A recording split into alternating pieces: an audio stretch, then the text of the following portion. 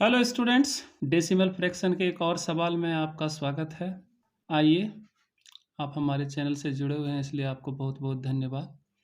चलिए, आज हम सवाल जो लेकर के आए हैं ये आपको बहुत ही ज़रूरी लगेगा जब आप परीक्षाओं में बैठेंगे। जैसा कि देख रहे हैं कि ये सवाल आपके आरआरबी ग्रुप डी में पूछा गया है शिफ्ट 2 में 2018 में। देखिए, सवाल में पूछता क्या है कि निम्न में से सबसे छोटी भिन्न कौन सी है। भिन्न मतलब आप समझ रहे होंगे, फ्रैक्शन आपका भिन्न हो जाता है। अंग्रेजी में इसको फ्रैक्शन बोलते हैं और हिंदी में उसको भिन्न कहते हैं।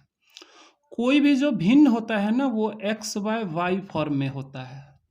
जिसको आप एक्स बोलते हैं, यानी ऊपर में जो रखा रहता है, यहाँ पर हम ऊपर में एक्स रखे हैं इसलिए हम जिसको आप एक्स बोल रहे हैं वो क्या है, आपका नोमेरेटर। क्या हो गया आपका। और जिसको आप y बोल रहे हैं जो नीचे में है, इसको हम लोग क्या बोलते हैं, डेनोमिनेटर। ध्यान रहे, हिंदी में इसको अंश बोलते हैं और इसको क्या बोलते हैं, हर बोलते हैं।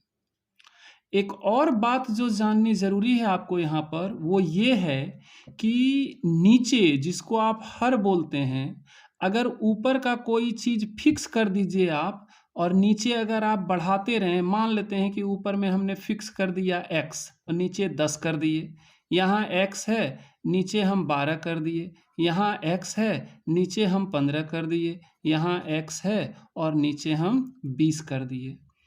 ध्यान रखिएगा कि ऊपर का ये जो टर्म है ना, ये नीचे वालों में डिस्ट्रीब्यूट होता है। मेन जिसको आप हर बोलते हैं ना, इसका मतलब है कि इस चीज में इतने लोगों की हिस्सेदारी है। बस मोटा मोटी आपको यही समझना है। अगर आपके पास x रुपया है तो ये 10 आदमी में बटेगा।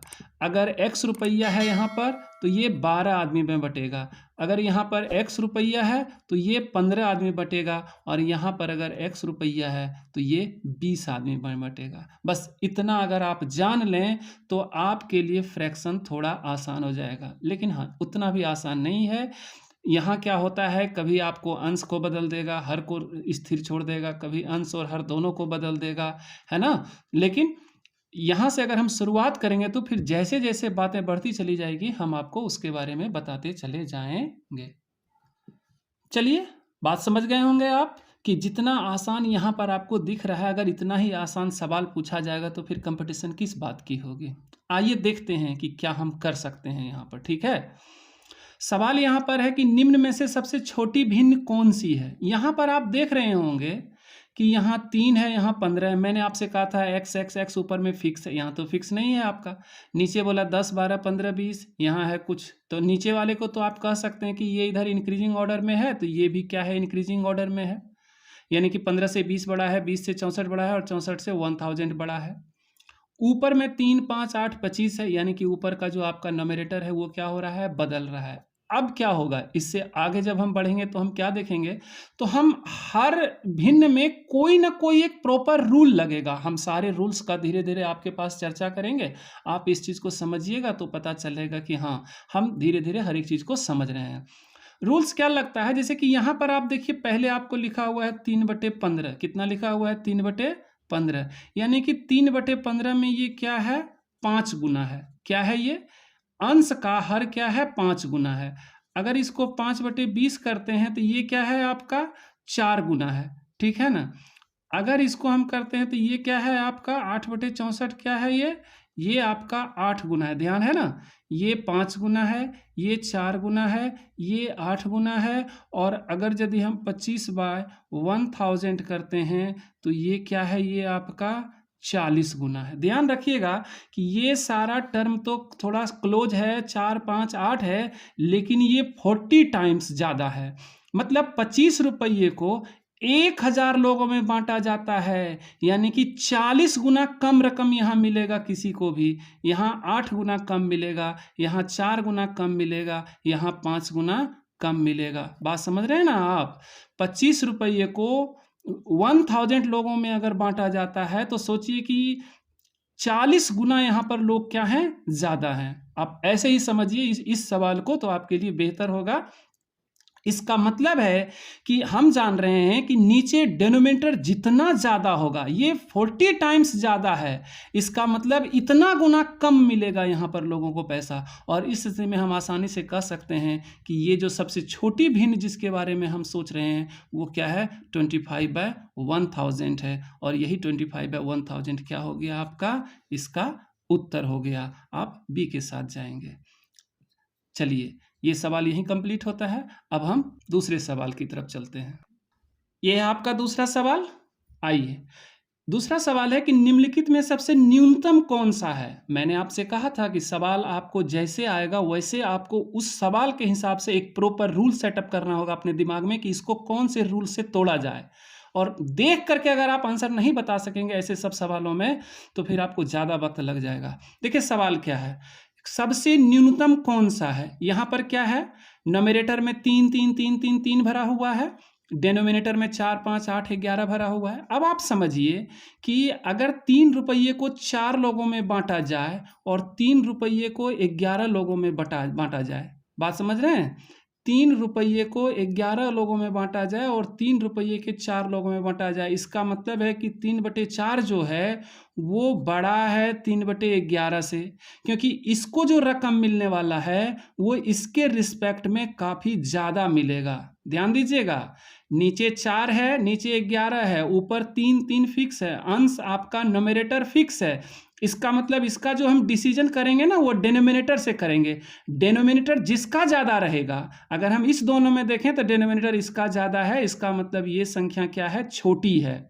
अगर डिनोमिनेटर ज़्यादा होता है और न्यूमरेटर फिक्स होता है तो जिसका डिनोमिनेटर ज़्यादा होगा वो फ्रैक्शन क्या होगा, छोटा होगा। एकदम आसानी से आप ये समझ लीजिए, अगर 3/4 और 3/5 में आप सोचते हैं तो इसमें क्या है, न्यूमरेटर फिक्स है, 3 3 है, तो 4 5 में 5 ज़्यादा है, इसका मतलब ये ज़्यादा है तो ये बड़ी हो गई। ठीक है, अगर 3/5 और 3/8 में हम सोचते हैं तो न्यूमरेटर आपका फिक्स है, 5 से 8 ज़्यादा है, इसका मतलब ये क्या है, आपकी बड़ी संख्या हो गई। और इसके साथ ही हम आसानी से कह सकते हैं कि इससे बड़ी, इससे छोटी ये, इससे छोटी ये, इससे बड़ी ये, इससे छोटी ये, इससे बड़ी ये, इससे छोटी ये, इससे बड़ी ये, यानी कुल मिलाकर के क्या हो गया, सबसे जो छोटा न्यूनतम सा फ्रैक्शन है वो 3/11 है और आपका उत्तर 3/11 बी में है। ठीक है, अब चलिए हम अगले सवाल की ओर चलते हैं। आइए, ये रहा आपका तीसरा सवाल। देखिए, मैंने पहले भी कहा था, अभी भी कह रहा हूँ कि हर सवाल कुछ अलग तरह के प्रॉपर्टी पर आपको बनाने के लिए मिलेगा। आप उस प्रॉपर्टी को अगर एक बार आप समझ जाएंगे तो फिर आप सवाल आप आसानी से बना पाएंगे। यहाँ सवाल क्या है कि निम्नलिखित में से न्यूनतम भिन्न कौन सी है। आप क्या देख रहे हैं कि यहाँ न्यूमरेटर भी अलग अलग है और डिनोमिनेटर भी क्या है, अलग अलग है, लेकिन यहाँ एक प्रॉपर्टी काम है। प्रॉपर्टी काम कर रहा है, क्या है प्रॉपर्टी, क्या है कि न्यूमरेटर अगर 6 है तो डिनोमिनेटर 5 है, यानी कि 6 में से 5 अगर गया तो कितना का अंतर है, 1 का अंतर है। 4 और 3 में से अगर जाता है तो 1 का अंतर है। 3 में से 2 अगर जाता है तो 1 का अंतर है, और 5 में से 4 अगर जाता है तो 1 का अंतर है। इसका मतलब है कि न्यूमरेटर और डिनोमिनेटर में 1 का अंतर है, लेकिन न्यूमरेटर जो है वो हमेशा डिनोमिनेटर से क्या है, ज़्यादा है। ध्यान दीजिएगा, न्यूमरेटर क्या है, डिनोमिनेटर से 1 ज़्यादा है, 1 का अंतर है, और 1 का अंतर क्या है, न्यूमरेटर के पास ज़्यादा है, डिनोमिनेटर के पास कम है। इस स्थिति में अगर आपका न्यूमरेटर 1 से ज़्यादा रहे और सारे ऑप्शन में उसी ढंग से रहे तो जो आपका न्यूमरेटर लार्जर होगा, जो आपका लार्जेस्ट न्यूमरेटर होगा, न्यूमरेटर जो आपका लार्जेस्ट होगा, है कि नहीं, वही आपका स्मॉलेस्ट फ्रैक्शन होगा। क्या होगा, स्मॉलेस्ट फ्रैक्शन होगा। इस बात को आप ध्यान रखिएगा, यानी यहाँ पर यही प्रॉपर्टी लगेगा कि डिफरेंस न्यूमरेटर और डिनोमिनेटर में न्यूमरेटर लार्जर रहे डिनोमिनेटर से और उस दोनों के बीच में क्या हो, अंतर 1 का हो, अंतर 1 का हो। उस स्थिति में न्यूमरेटर जो सबसे लार्जेस्ट होगा वही क्या हो जाएगा, आपका स्मॉलेस्ट फ्रैक्शन होगा। ध्यान दीजिएगा, जो बात हम बोल रहे हैं कि largest numerator difference between numerator and denominator is 1, then the fraction will be the smallest fraction। बस इतना ही ध्यान में आपको रखना है, ये आपका smallest fraction हो जाएगा और इसके साथ आप क्या करेंगे, 6/5 क्या हो जाएगा आपका, सबसे छोटा भिन्न हो जाएगा। क्या हो जाएगा, सबसे न्यूनतम भिन्न हो जाएगा, यानी कि ये आपका स्मॉलेस्ट फ्रैक्शन हो जाएगा। ठीक है, चलिए अब हम अगले सवाल की ओर बढ़ते हैं। स्टूडेंट्स, ये रहा आपका अगला सवाल। आइए देखिए, इस सवाल में भी एक अलग प्रॉपर्टी लागू हुआ है। हमने आपसे कहा था कि हम आपको डेसिमल फ्रैक्शन के हर एक चीज़ को बताते हुए वहाँ ले जाएंगे जहाँ के बाद आपको इस स्थिति में थोड़ी सी भी परेशानी नहीं होगी। चलिए देखिए, ये क्या है आपका अगला सवाल। अगला सवाल आपका है कि निम्न में से सबसे छोटी भिन्न संख्या कौन सी है, यानी ये कह रहा है कि इसमें से सबसे छोटा सा फ्रैक्शन कौन सा है। ध्यान रहे, अगर आपके पास कुछ इस ढंग का फ्रैक्शन रहे, घबराना एक जरा सा भी नहीं है। अब आप देखिए क्या हो रहा है, यहाँ पर 1 है, यहाँ 10 है, यहाँ 1 है, यहाँ 100 है, यहाँ 9 है, यहाँ 100 है, यहाँ 500 है, यहाँ 10,000 है। सबसे पहले तो आप देखिए कि यहाँ 1 1 है, क्या है, 1 1 है, और इसमें अगर आप देखें तो यहाँ लार्जर है, ये क्या है, लार्जर। तो अगर यहाँ डेनोमिनेटर लार्जर हो गया है और नोमिनेटर से डेनोमिनेटर ज़्यादा है तो ये स्मॉलर हो रहा है। क्या हो रहा है, ये स्मॉलर हो रहा है। ठीक है, यहाँ एक का अंतर नहीं, यहाँ कई एक का अंतर है। तो उस स्थिति में हम सिंपल देख रहे हैं कि 1 रुपये को 10 भाग में बांटा गया और 1 रुपये के 100 भाग में बांटा गया, तो ये छोटा है। इसमें क्या है, 9 रुपये को 100 भाग में बांटा गया है और इसमें क्या है, 500 रुपये को। तो इस जगह पर हम क्या करेंगे ना, ये 2 जीरो को और ये 2 जीरो को क्या करेंगे, हम हटा देंगे। हमारा फ्रैक्शन क्या बच जाएगा, 110, 100, 9/100 और 5/100। ध्यान दीजिएगा जरा सा, इसमें और इसमें अगर हम देखें तो ये स्मॉलर हो गया, यानी कि ये लार्जर हो गया। हमको छोटा भिन्न ढूंढना है, तो इसमें और इसमें अगर यदि ये स्मॉलर है तो अब हम इधर की तरफ चलते हैं, इसको छोड़ देते हैं, ये लार्जर है, हम इसमें देखते हैं। अब देखिए, 1 रुपये को 100 में, 9 रुपये को 100 में और 5 रुपये को 100 में लिया गया है। क्या देखेंगे आप यहाँ पर, इसका वैल्यू कितना आ जाएगा, इसका वैल्यू आ जाएगा 0.01, इसका वैल्यू कितना आ जाएगा 0.09 और इसका वैल्यू कितना आ जाएगा 0.05। इसमें और इसमें अगर आप देखें तो सबसे छोटी भिन्न कौन सी है, सो तो बताइए आप। आई एम सॉरी स्टूडेंट्स, ये 9/100 नहीं है, ये 9/1000 है। क्या है ये, 9/1000। ध्यान रखिए, यहाँ ऑप्शन में देखिए ये 9/1000 है। इसका मतलब है ये क्या हो गया, 0.09 हो गया। गौर करके देखिएगा, यहाँ पर ये 0.01 है, ये 0.009 है। अगर आप इसको गौर करके देखें और इसको देखें तो इसके रिस्पेक्ट में ये बहुत छोटा है, और ये 9 जो है ये डेसिमल के बाद तीसरे स्थान पर है और यहाँ 5 जो है वो डेसिमल के बाद दूसरे स्थान पर है। इसका मतलब ये लार्जर हो गया, ये स्मॉलर हो गया, क्योंकि डेसिमल के बाद इधर 0 है डबल और यहाँ डेसिमल के बाद सिंगल 0 है, तो ये तीसरे स्थान पर ये 9 आता है। इसका मतलब ये क्या हो गया आपका, स्मॉलेस्ट फ्रैक्शन हो गया। क्या हो गया, ये आपका स्मॉलेस्ट फ्रैक्शन हो गया, और इसके साथ ही आपका आंसर क्या हो जाता है, D 9/1000। चलिए अब हम अगले सवाल की ओर चलते हैं।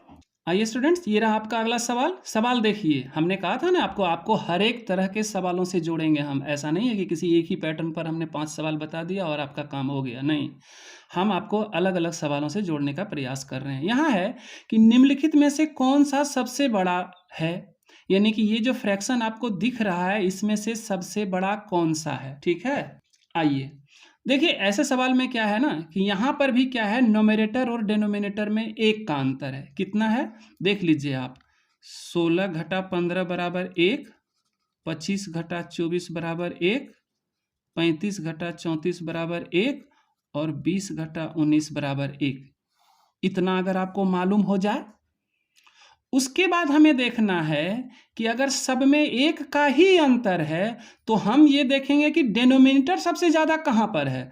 15, 24, 34 और 19, तो डिनोमिनेटर सबसे ज़्यादा कहाँ पर है, 35 पर है। डिनोमिनेटर देखना इसलिए ज़रूरी होता है कि जितना डिनोमिनेटर ज़्यादा रहेगा ऊपर के वैल्यू को वो उतना कम शॉर्ट करेगा। बात समझ रहे हैं, ऊपर के वैल्यू को वो उतना कम शॉर्ट करेगा, यानी कि यहाँ का जो वैल्यू है इतने लोगों के बीच में उतना कम हिस्से में कम कम मिलेगा। तब ये, और उसके बाद क्या देखना है हमें कि 15, 24, 34 और 19 में नोमिनेटर सबसे ज़्यादा कहाँ पर है। तो यहाँ देखिए दोनों चीज़ फुलफिल हो जाता है, डिनोमिनेटर यहाँ ज़्यादा है, नोमिनेटर यहाँ पर ज़्यादा है। इसका मतलब 34/35 जो हो जाता है वो आपका क्या हो जाता है, सबसे बड़ा फ्रैक्शन हो जाता है। और आप आंख बंद करके इस फॉर्मूले के साथ चले जाएंगे तो आपको पता चलेगा कि ये 34/35 क्या है, लार्जेस्ट फ्रैक्शंस है इसमें से, इस चारों में से।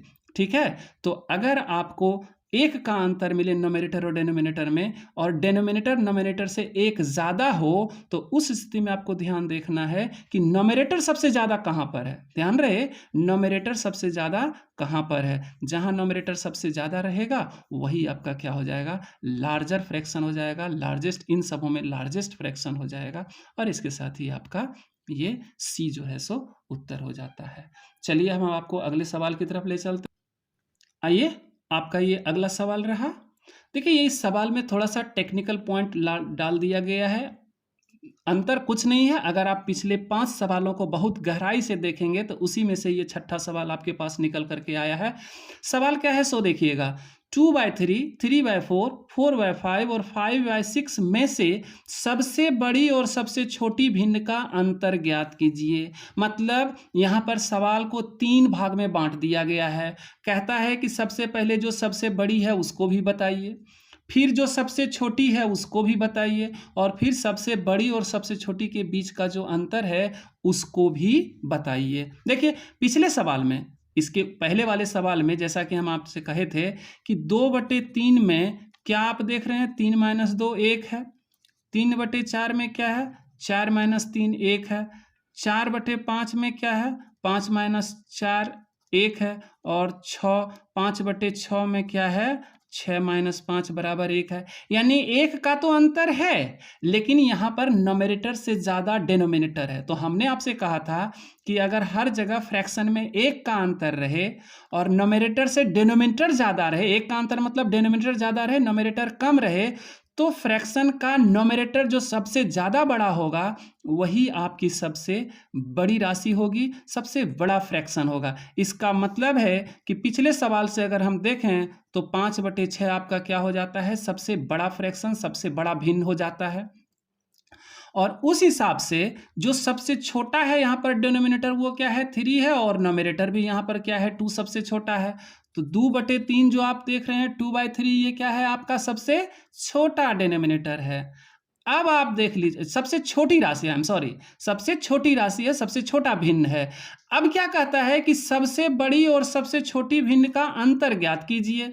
अंतर में आप ऑप्शन में देख रहे हैं कि सब का सब पॉजिटिव है, सब का सब क्या है, पॉजिटिव है। इसका मतलब है कि बड़े में हम छोटे को क्या करेंगे, सब्ट्रैक्ट कर देंगे। अंतर का पहला मीनिंग क्या हो जाता है, सब्ट्रैक्ट कर दीजिए। इसको करेंगे एलसीएम, कितना हो गया, 6 हो गया। अब यहाँ पर हम क्या करेंगे, ये 5 हो जाएगा, और ये 3 दूनी 6, 2 दूनी 4 हो जाएगा। 1/6 जो हो जाता है ये आपका क्या हो जाता है, इस दोनों बड़े और छोटे भिन्न का अंतर हो जाता है। और इसके साथ आपका ये सी जो है ये क्या है, आपका उत्तर है। बस यहीं पर आपका ये वीडियो समाप्त हो जाता है स्टूडेंट्स। आप हमारे वीडियो को लाइक करें, शेयर करें, सब्सक्राइब करें, और साथ में कमेंट ज़रूर करें, क्योंकि कमेंट करने से हमें ये पता चलता है कि आखिर आप हमसे उम्मीद क्या कर रहे हैं, हम कौन सी दिशा में काम करें जिससे आपको ज़्यादा से ज़्यादा लाभ हो। धन्यवाद दोस्तों।